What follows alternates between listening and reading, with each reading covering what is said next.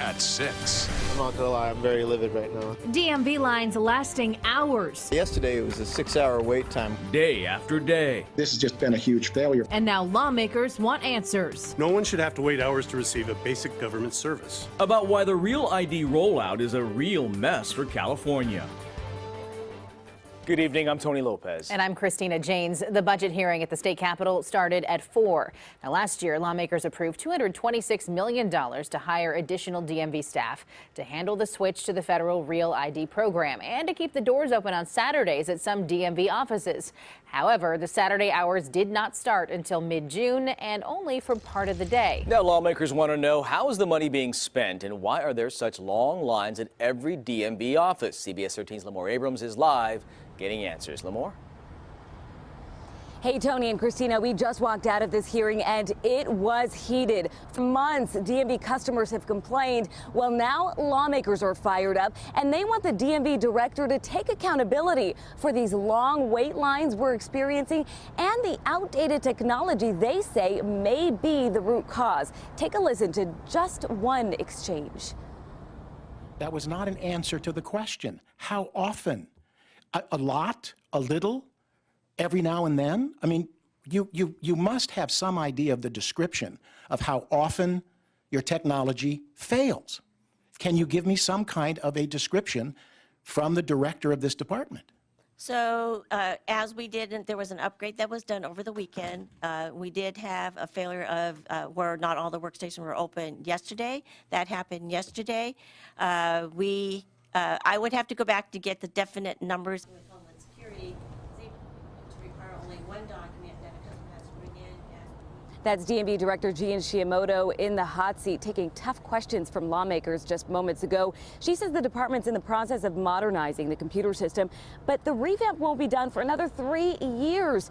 In the meantime, the director is asking for more money tonight, $26 million for additional staff. That's in addition to the $226 million the DMV asked for and received last year. Lawmakers say before they approve new money, they want to see how the department plans to handle the switch to the new federal Real ID cards. Now, earlier today, hours before this hearing started, the DMV announced a number of new ways it's trying to reduce lines. 173 employees from the DMV headquarters and 67 employees from other state offices were redirected to field offices statewide just yesterday. They're responsible for walking the lines and making sure customers have the necessary paperwork.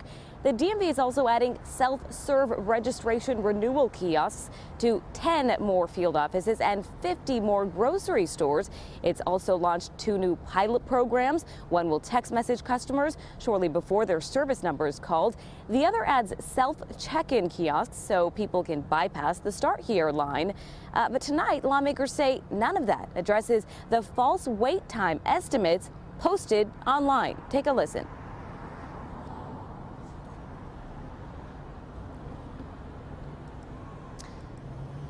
Now, the director will be back tomorrow to answer tough questions from lawmakers, and that's when lawmakers are also expected to vote on a new audit of the DMV's finances to see where their money is really going. So we're going to be following that tomorrow for you, of course, here on CBS 13. Tony and Christine, back to you for now. Let me ask you about those false wait times. We couldn't pull the soundbite up, unfortunately, but I guess that's the frustration. People go online thinking, hey, it's only 2 hours, but it ends up being 4 hours, right? That's right. I apologize for that misconnect there. But let me tell you what happened up there. That was Jim Cooper, Democrat of Elk Grove, and he sat there in the meeting furious. He looked at the director straight in the eye and asked, how long are people waiting in these lines? Her answer was about an hour on average across the state. Now, we've heard stories of 8 hours and some people even having to take the entire day off work just to go to the DMV. So Jim Cooper was understandably upset and said to her, that's false. And coming from the director, I'd like a real answer. That there was just one of the heated exchanges we heard here. And her response to that was, we are currently monitoring these wait times. And again, that process of telling people how long they're going to wait is also part of the modernization process that'll take a lot longer to get underway. Yeah, much more to come on this one. Let's hope that it will make some steps toward change. Lamore, thanks so much, live at the Capitol.